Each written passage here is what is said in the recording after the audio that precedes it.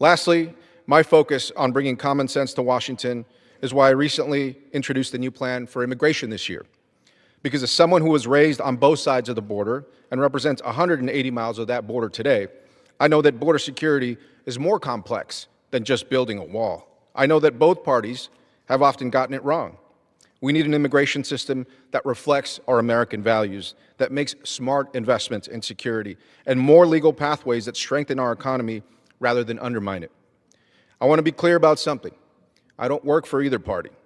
I work for the people of New Mexico, every single one of them, whether they voted for me or not. I'm proud of what we've accomplished together this year, but more than that, I'm proud of how we accomplished it, by choosing collaboration over conflict. And so to the people of New Mexico, gracias. Thank you for sending me here. I will continue showing up, fighting for you, and doing the work you sent me. And there it is, folks, because what you just witnessed in that clip is the rare and almost extinct political animal known as moral courage emerging from the swamp of calculated emptiness that we call Congress. And this representative from New Mexico just delivered something so profoundly threatening to the established order that both parties should be shaking in their designer loafers, because here's the bombshell nobody wanted to admit out loud, that the entire immigration debate as currently staged is a performance of theatrical cruelty designed not to solve problems, but to extract political dividends from human suffering. And this representative standing up on the floor of the House and saying, "I work for the people, not for either party," is precisely the kind of declaration that makes party operatives sweat, because it threatens the entire corrupt machinery that keeps this nightmare churning year after blood-soaked year.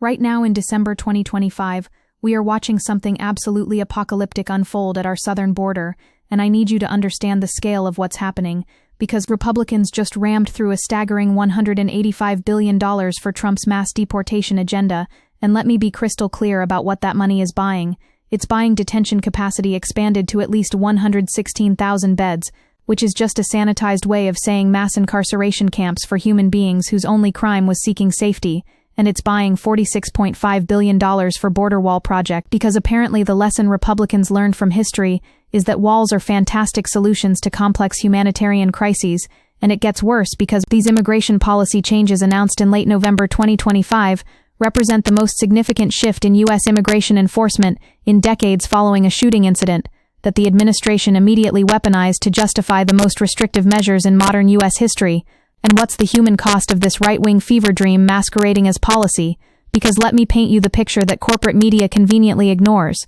The Trump administration has made the U.S.-Mexico border a zone that is overtly hostile to human rights and displays utter disregard for the humanity and dignity of people on the move. And it is now impossible to seek asylum at the border, placing Mexicans seeking safety at particular risk. Which means we have effectively abolished one of the most fundamental international human rights protections that emerged from the ashes of World War II,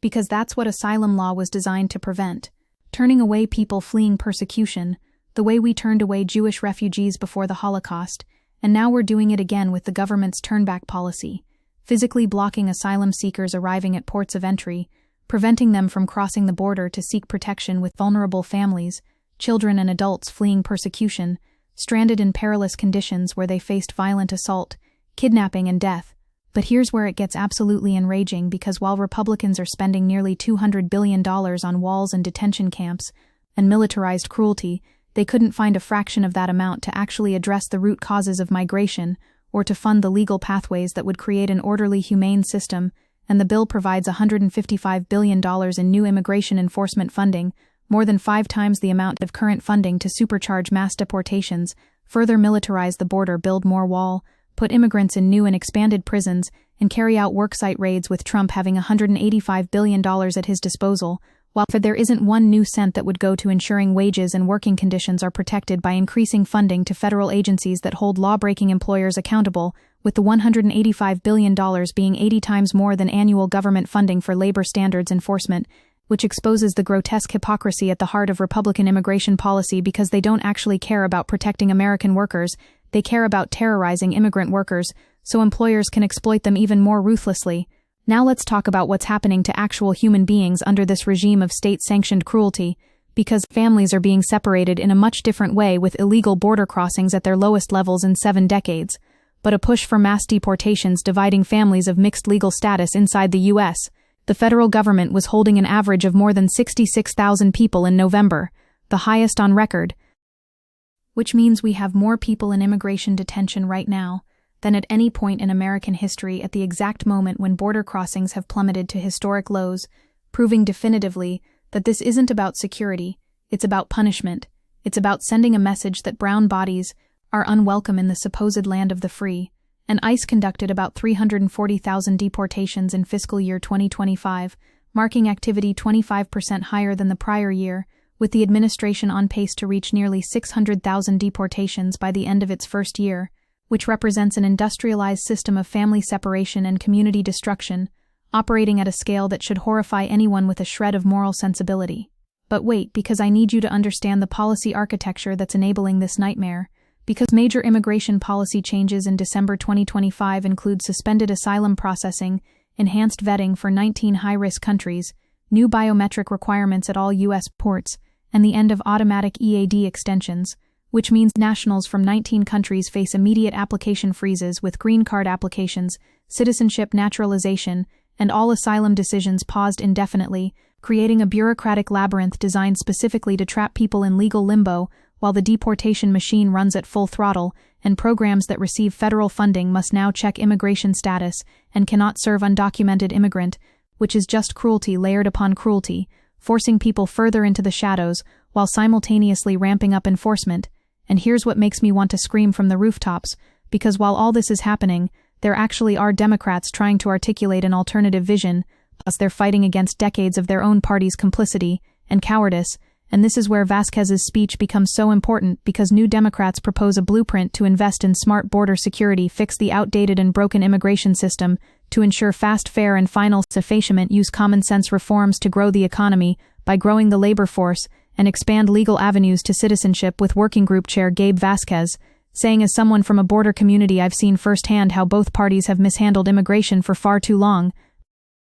And that admission that both parties have failed is politically radioactive. But it's also demonstrably true, because Democrats spent years accepting the Republican framing that border security and humanitarian treatment were somehow mutually exclusive, when in fact the party could define themselves as the party of order and generosity, control and compassion, secure borders and legal pathways, with this both-and approach, appealing to progressives and centrists, who all support an approach that integrates effective border security and targeted immigration enforcement, with expanded pathways to legal status and legal immigration. The new Democrat framework that just emerged in August 2025 represents a genuine attempt at policy seriousness after years of reactive defensive crouch, and let me tell you what it actually proposes, because it calls for establishing legal pathways for critical workers, legal residents, and those with U.S. citizen spousal or parental ties, supporting international efforts to dismantle cartels and combat drug and human trafficking across U.S. borders, and upgrading ports of entry, modernizing immigration agencies and visa processing,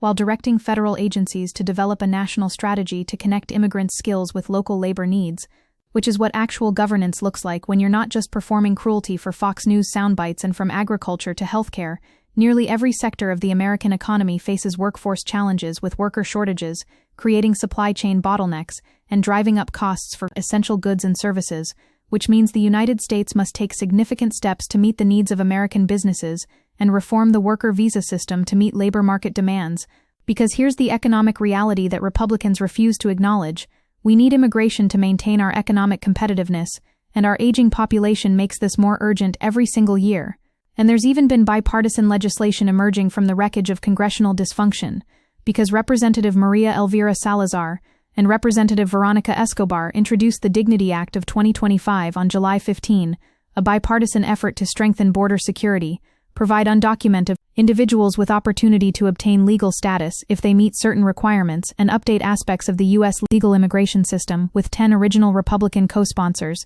And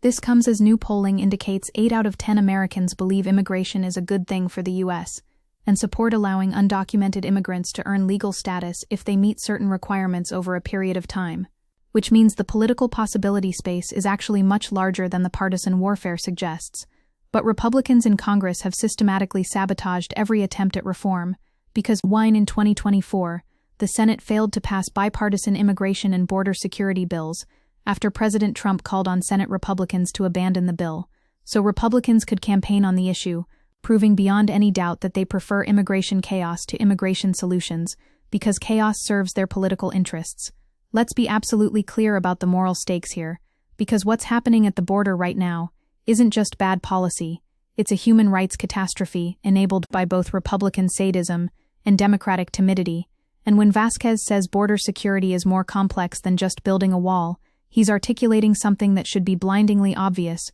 but has been systematically obscured by years of right-wing propaganda, that federal agencies have found that border wall construction has significant negative impacts on the environment and cultural resources, and border wall construction altered, damaged, or permanently destroyed numerous springs and important water resources in some cases, resulting in flooding that proved deadly to both wildlife and people, while destroying numerous fragile desert wildlife habitats and injuring many tribal communities through destruction and desecration of important resources and cultural sites, including burial sites, which means the wall isn't just ineffective at stopping migration, it's actively destructive to ecosystems and indigenous communities. But Republicans don't care because the wall was never actually about security. It was always about spectacle, about performing dominance, about literalizing the metaphor of keeping the brown people out. And the asylum system has been systematically dismantled through a combination of executive actions and legislative neglect, because on January 2025 President Trump obliterated the historic legal protections and processes afforded to asylum seekers with the swipe of a pen, and President Biden's proclamation effectively closed the U.S.-Mexico border to asylum seekers and other migrants with an interim final rule, meaning non-citizens cannot enter the United States across the southern border unless they meet an exception severely restricting access to the asylum system, which means that both administrations, Republican and Democratic, have participated in the erosion of asylum protections, with Trump accelerating what Biden initiated, and this is why Vasquez's insistence that both parties have gotten it wrong is so crucial, because it refuses the comfortable narrative that one party is all good and the other all bad, when the reality is much more damning. Both parties have betrayed our values, just in different ways and at different speeds. The human consequences are absolutely devastating, because the asylum ban presents a form of digital metering, forcing people fleeing extreme danger to wait months for an appointment, often targeted for further violence, with Human Rights First reporting over 2,500 kidnappings and other violent attacks on asylum seekers and migrants in Mexico, including people waiting for appointments with the wait averaging 2 to 4 months, but taking as long as 7 months, which means our asylum policy is literally getting people kidnapped, raped, and murdered, while they wait for the privilege of exercising a right that's enshrined in international law and humanitarian and immigration organizations operating on the border to provide shelter, legal orientation, and humanitarian care, are now facing a crisis, left with no financial means to continue their life-saving work, with shelters struggling to tell children they have no options left, with many kids barely understanding what's happening, and those who do left with an impossible decision to go back where they fled, understanding they may not survive or put their lives in the hands of traffickers. Now I want you to think about what Vasquez said about American values, because this is where the rubber meets the road on what we claim to believe as a nation. He said we need an immigration system that reflects our American values, that makes smart investments in security and more legal pathways, that strengthen our economy rather than undermine it. And this is the language of possibility, the language of what could be rather than what is, and it's threatening precisely because it refuses the false choice between security and humanity that has paralyzed immigration policy for decades, because the truth that both parties have tried to suppress is that we are a nation of immigrants and a nation of laws, and the best way to harmonize these traditions is to make legal immigration work and illegal immigration stop, through specific reform proposals to secure the border, deport public safety, threats with humanity, and due process, curb asylum abuse, and make legal immigration flexible and fair. The policy architecture of a humane immigration system actually exists. We know what it looks like because New Democrats propose investing in smart border security, fixing the outdated and broken immigration system to ensure fast, fair, and final enforcement, using common-sense reforms to grow the economy by growing the labor force and expanding legal avenues to citizenship for long-time residents living in legal limbo, and this includes establishing legal pathways for legal residents and those with U.S. citizen spousal or parental ties, expanding migrant processing coordinators at ports of entry, and supporting international efforts to dismantle cartels and combat drug and human trafficking across U.S. borders, while upgrading ports of entry, modernizing immigration agencies and visa processes, which would actually address the bottlenecks and humanitarian crises that the current system creates. But implementing this vision requires political courage that has been sorely lacking, because it means telling your own party's base uncomfortable truths about what's actually possible and necessary. What makes this moment so clarifying is that we can see with perfect transparency what each party actually prioritizes, because Republicans just approved $175 billion for border security, including funding for mass deportation operations and building the wall, along with $150 billion boost to the Pentagon for defense spending,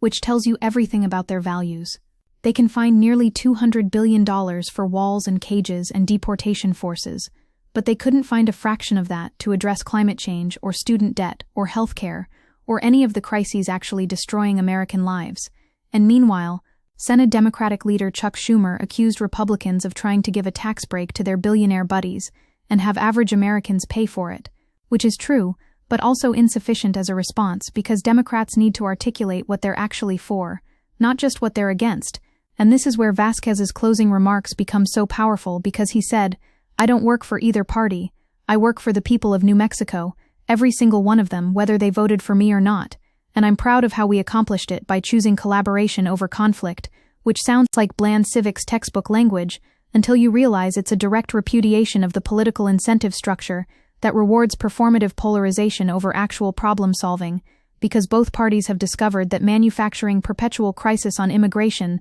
serves their fundraise interests, their media strategies, their ability to mobilize their respective bases, which means they have institutional reasons to prevent solutions, even when solutions are politically and practically available. The contrast between what's happening now and what could happen couldn't be starker, because despite the majority of Americans supporting a pathway to citizenship, an orderly and functional asylum system, and a welcoming approach to immigration, Project 2025 lays out a plan to aggressively expand executive power and shred America's immigration system by cutting off asylum at the border, slashing access to legal immigration pathways, using local resources to carry out mass deportations and mass detention, and hurting immigrant kids and families in a dark, cruel vision for America. And this Project 2025 framework, which represents the Republican Party's actual governing agenda, not their campaign rhetoric, but their operational blueprint, includes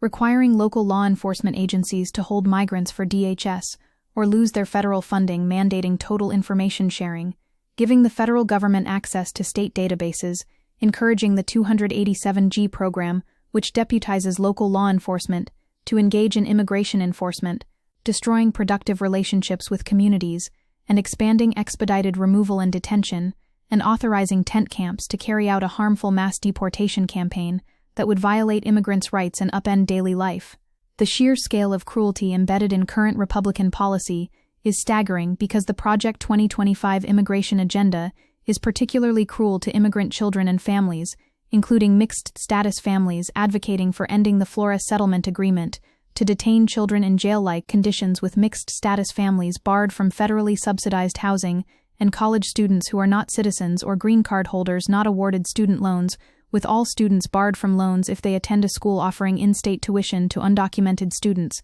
which represents a totalizing vision of exclusion designed to make life so unbearable for immigrants and their families that they self-deport or never come in the first place. And this is the policy architecture that Republicans are implementing right now, with the Trump administration implementing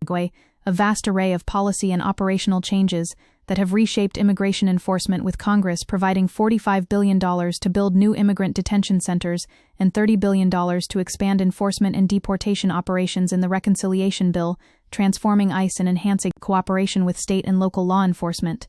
And what's the Democratic response to this onslaught? Because that's the question that should be keeping progressive activists up at night, because if Democrats just try to outflank Republicans from the right on immigration, they will lose both morally and politically. But if they articulate a genuinely alternative vision grounded in both humanitarian values and practical governance, they could potentially break the doom loop that has trapped immigration policy for decades. As the Trump administration abuses the president's broad executive authority on immigration in ways that put politics ahead of public safety, it is encouraging to see Democrats step up with a serious plan for order at the border and well-managed immigration, with the call that it's time for change, with new common-sense policies to secure our borders, boost local economies, and expand legal pathways in a humane, cost-effective way. The economic argument here is actually overwhelming if anyone bothered to make it with any consistency, because from agriculture to healthcare, nearly every sector of the American economy faces workforce challenges, with worker shortages, creating supply chain bottlenecks and driving up costs, which means the United States must take significant steps to meet the needs of American businesses and reform the worker visa system to meet labor market demands. Efforts to restrict and eliminate legal immigration pathways have set off a brain drain from American businesses and universities, hurting America's competitiveness and benefiting countries like China, which means to maintain the U.S. position as the innovation capital of the world, we must win the global competition for talent by streamlining the immigration process for the best and brightest, making it as easy as possible for high-skilled workers, recent college graduates and entrepreneurs to come stay and contribute to our economy. But Republicans don't care about these economic realities because their immigration politics are driven by white nationalist anxiety, not rational policy analysis. What Vasquez is articulating when he talks about representing 180 miles of border and knowing that border security is more complex than just building a wall is experiential authority against ideological abstraction. He's saying, I actually live here, I actually know what border communities need, actually understand the economic and cultural and humanitarian dynamics that shape life on the border, and I'm telling you that the simple-minded solutions being peddled by politicians who've never set foot in these communities are worse than useless. They're actively harmful, and this is precisely the kind of grounded empirical knowledge that should inform immigration policy, but gets systematically excluded from the debate because both parties prefer their respective fantasies to the messy, complicated reality. And the reality is that we could have a functioning, humane immigration system if we made different choices because the policy tools exist, the international precedents exist, the domestic political support exists, with 8 out of 10 Americans believing immigration is a good thing for the U.S., and supporting allowing undocumented immigrants to earn legal status if they meet certain requirements. But we don't have a functioning system because powerful interests benefit from dysfunction, because the immigration industrial complex of private prison companies and defense contractors and consulting firms makes billions from enforcement and detention, because nativist media makes millions stoking fear and resentment, because both parties can fundraise effectively off the crisis they refuse to solve, and this is the structural analysis that's missing from most mainstream immigration discourse, that the perpetuation of crisis serves specific class interests, even as it destroys millions of individual lives. The historical moment we're in couldn't be more clarifying, because unauthorized migration at the U.S.-Mexico border plunged dramatically with about 444,000 migrant encounters in fiscal year 2025, a sharp drop from 2.1 million the prior year marked by reversion to a pattern last seen more than a decade ago, with flows primarily composed of Mexican single adults and Central American unaccompanied children, which means that the supposed border crisis that justified nearly $200 billion in enforcement spending has actually subsided dramatically. But Republicans aren't declaring victory and scaling back enforcement, they're accelerating it because the point was never actually to secure the border. The point was always to inflict maximal suffering on immigrant communities as both punishment and deterrent, and to signal to their white nationalist base that they're willing to wield state power against the racial other. When Vasquez says he's proud of accomplishing things through collaboration over conflict, he's implicitly critiquing the performance politics that have replaced governance in Congress, because the current system rewards members for generating viral clips, not for passing legislation, for owning the libs or owning the cons, not for actually solving problems. And this applies to immigration more than almost any other issue, because immigration has become the ultimate culture war flashpoint, where both sides can signal their tribal loyalties without ever having to reckon with policy trade-offs. Actual border communities can't afford these theatrical games. They need functioning ports of entry. They need rational visa systems. They need asylum processes that work. They need economic development that acknowledges the binational character of border regions, and none of that can happen while immigration remains primarily a vehicle for performative outrage. The alternative vision exists in fragments across various democratic proposals, and we can assemble it into something coherent, because it starts with the recognition that we don't have to choose between border security and immigration reform.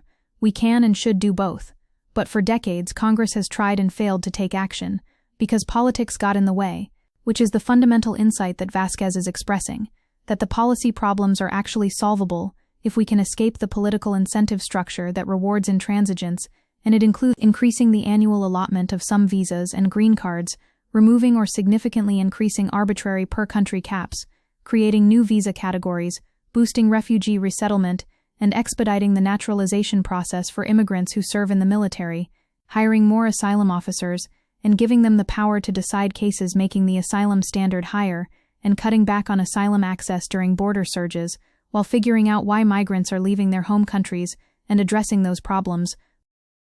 This is what actual comprehensive immigration reform looks like, not the caricature versions that both parties deploy for political advantage, but the hard work of balancing competing interests and values, creating legal pathways while maintaining border sovereignty, investing in processing capacity, while enforcing consequences for illegal entry, addressing root causes of migration, while managing flows at the border. And none of this is politically easy, but it's all practically possible if we had political leadership with the courage to tell their respective bases uncomfortable truths about trade-offs and limits and necessary compromises. But that kind of leadership has been systematically selected against in our current political environment, which rewards purity and polarization over pragmatism and problem-solving.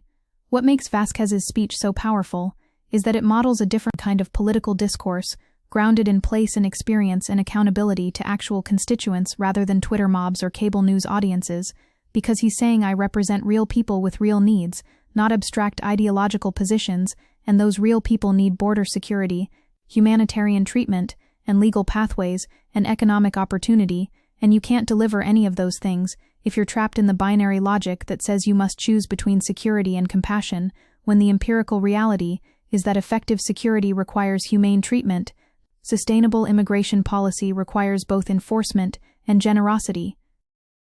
The stakes right now couldn't be higher, because what Republicans are implementing isn't just bad policy, it's a fundamental assault on the rule of law and human dignity, operating at a scale that should trigger mass mobilization and civil disobedience. But instead we get political kabuki and cable news outrage cycles that dissipate without producing meaningful resistance, because the Democratic Party establishment lacks the courage to mount a full-throated defense of immigrant rights, fearing electoral backlash in swing districts, while the activist left lacks the political power to force a confrontation, and immigrants themselves lack the voting power to defend their interests, leaving them uniquely vulnerable to state violence. And this is what systemic oppression actually looks like, not just individual acts of cruelty, but the entire apparatus of government mobilized to target a specific population, while the rest of society looks away or actively collaborates. And Vasquez is saying we don't have to accept this, there's another way forward, if we're willing to reject the false choices and manufactured polarization,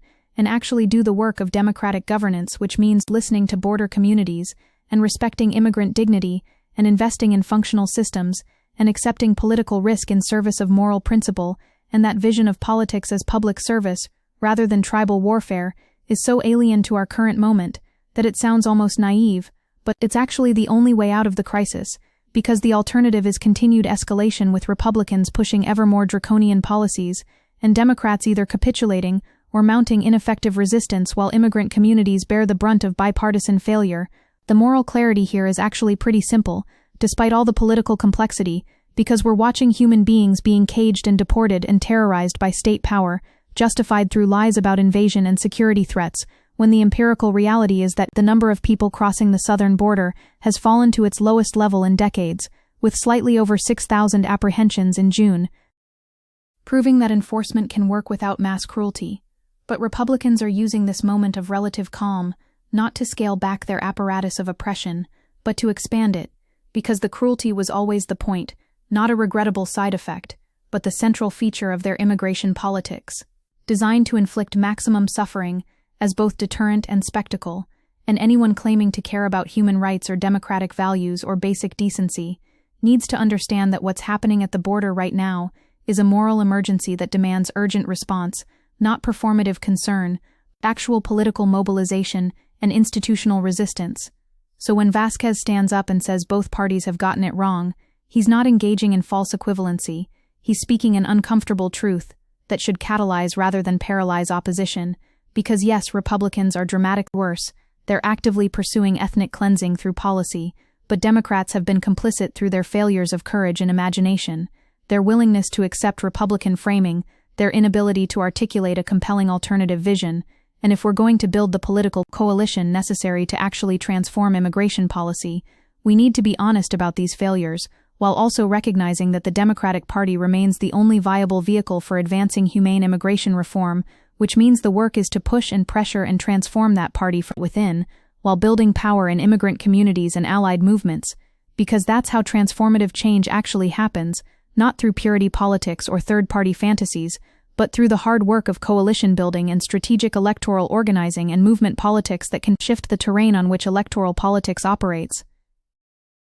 The future that Vasquez is gesturing toward is one where American immigration policy reflects our actual values rather than our worst impulses, where border security and humanitarian treatment aren't opposites but complements, where legal pathways are robust enough to meet demand, where asylum systems function with efficiency and integrity, where immigrant communities can live without fear and contribute without restriction, where enforcement targets actual security threats rather than families seeking opportunity, and this vision is achievable, not in some distant utopian future, but in the next few years if we can build the political coalition to make it real, because the policy architecture exists, the public support exists, the economic necessity exists. What's missing is political will, and that comes from organizing and mobilizing and demanding that our representatives actually represent us, rather than performing for cable news or serving donor interests, and Vasquez is showing what that looks like when a representative actually serves constituents over party and principle over politics, and if we had 100 representatives like that,